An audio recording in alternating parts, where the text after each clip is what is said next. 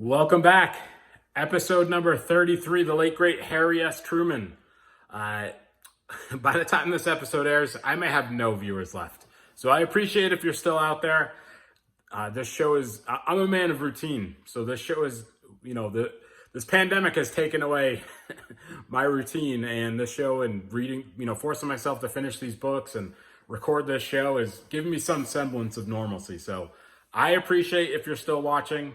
I know this time hasn't been easy on any of us, so I'm grateful.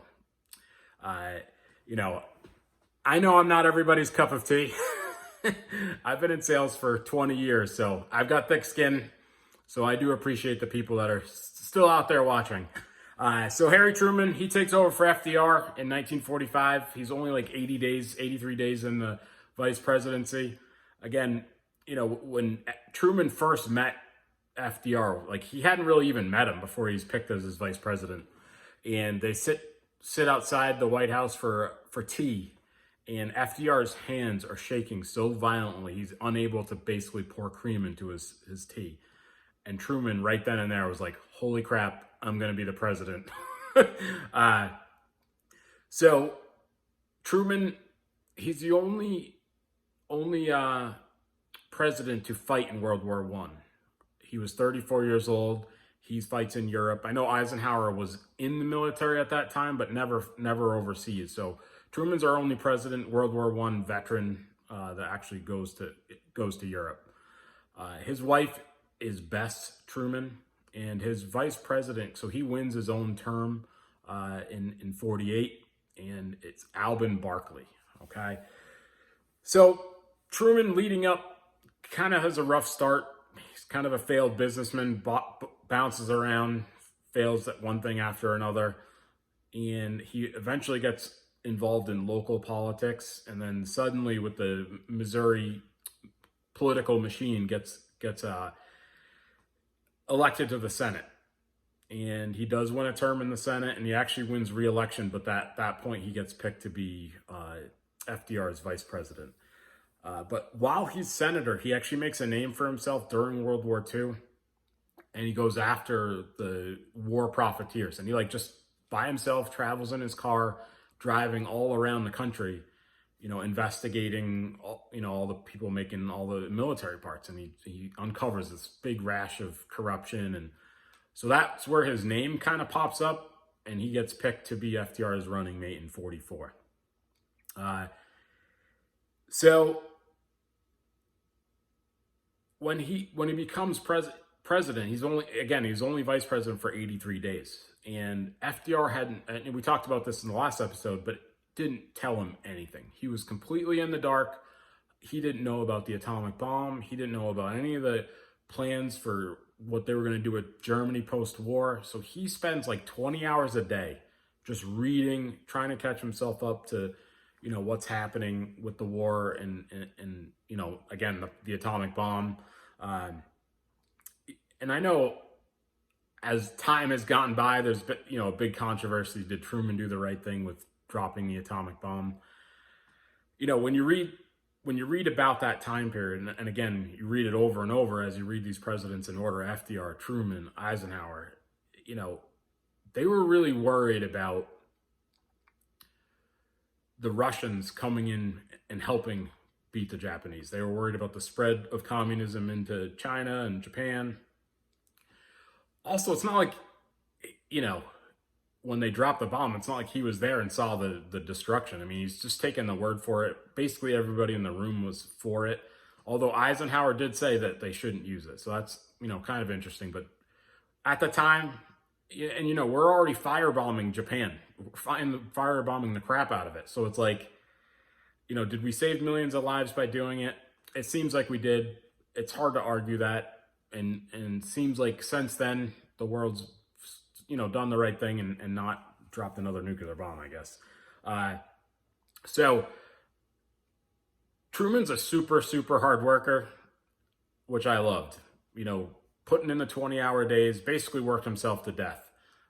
So, I know we were so freaked out about communism, and in retrospect, probably didn't need to be as freaked out. Gets us into Korea. But it's interesting when you think about, so FDR, they basically win 5 straight terms, right? So the Democrats at this point are super popular. Their policies are popular. People love the New Deal. And when you talked about FDR transformed the presidency and the country, like it or not. And at this point, you have Republicans are basically just running against policies. They're not offering anything. They were slowly becoming the party of no. Truman proposes a healthcare plan, and they just vote it down. They don't ever offer any alternatives. So that's going to be a reoccurring theme over the next several episodes, which to me is kind of fascinating. The next 60 or so years are going to be pretty interesting. Book recommendations. I thought this was kind of cool. This is from the kids' book. This shows you, I don't know if you're going to be able to see all of it. I'll hold it on the screen for a second. You can always pause it. This is where all the states where all the presidents have been born. So I think that's kind of interesting. You notice the West, not many presidents west of the Mississippi. So that's where the presidents are from. This book by David McCullough on Truman, just terrific. One of the best biographies you're going to read. I mean, it's right up there with the John Adams, some of my other favorite biographies. This is right up there. I know it's big. It's another big book, but this is terrific.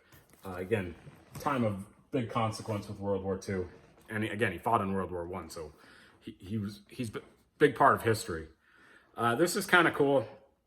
This is just I saw this the other day, so I printed it. The age, the oldest presidents and first ladies. So you can see Bess Truman, 97 years old. So I guess there's a few people still alive that could catch her. And then Jimmy Carter, still alive, oldest president, ex-president. Other book recommendations. This is The Accidental President.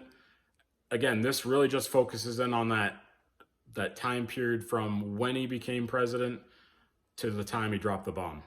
So it's really like you get a good sense of where he was coming from, why he did it. And then this final book recommendation. This is like one of my favorite books. This is the same guy that wrote the book on Grover Cleveland, The Secret Surgery at Sea. This feels like it's a fiction. 1950s. So when Truman retires from the president, he's the last president to leave office without Secret Service and without a pension. And he was not a wealthy man. We already talked about he's a failed businessman. So when he leaves, he's got no money. So the book, he goes on this big road trip from Missouri to New York and back. And the book retraces his steps. He thought he could just go back to being a normal citizen. He shows up at these roadside motels and diners, and all of a sudden the news is spread all across these small towns. The book is excellent. The guy recreates the road trip, so he does it himself. So he kind of flips back and forth to what's there now, what was happening then. It's excellent. So if you're looking for a fun book to read, it's probably only a couple hundred pages. It's an easy read. So travel recommendations. This is the first presidential library I ever went to. I mean, before this, if you said the word library or museum, count me out. But we went on one of the annual Giants road trips. It was year 3 of the trip. We were in Kansas City, and we were like, we're going to the Harry Truman Library, and it was terrific. I can't even believe I'd never been to a presidential library up to this point. You got to go if you're out in Kansas City. The Harry Truman Library, you get to tour his home. It's just amazing. And like I said earlier in another episode, go get the Oklahoma Joe's barbecue at the back of a gas station. You will not be disappointed. And then finally, he spent a good deal of his presidency down in Key West, so you can tour the Key West White House down in Key West. And obviously, Key West is terrific. Get yourself some key lime pie. All right, well, that's episode 33 of the Josh Kane Presidential Fireside Chat. Bye for now.